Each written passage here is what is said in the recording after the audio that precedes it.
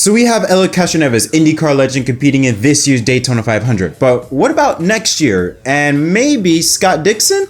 Because Scott Dixon, who is currently at Daytona supporting his good friend Jimmie Johnson, they were former teammates in 2021 when Johnson raced at Chip Ganassi in the IndyCar series. When asked of a question if he was getting the itch to compete in the Daytona 500, Scott Dixon said, quote, "We were just talking about that, trying to work out how I can do an entry for next year." Now, he could be half joking, but it also sounded a bit serious. This is not the first time Dixon has been in a NASCAR Cup car. He did a seat swap with Jamie McMurray back in 2011, and he drove around some laps at Talladega. But I would argue when you look at Dixon and Johnson's relationship, now that Jimmie Johnson is the majority owner of Legacy Motor Club, and now with this open exemption provisional, I would not be surprised in the slightest if we get some form of announcement of Scott Dixon maybe competing in next year's Daytona 500.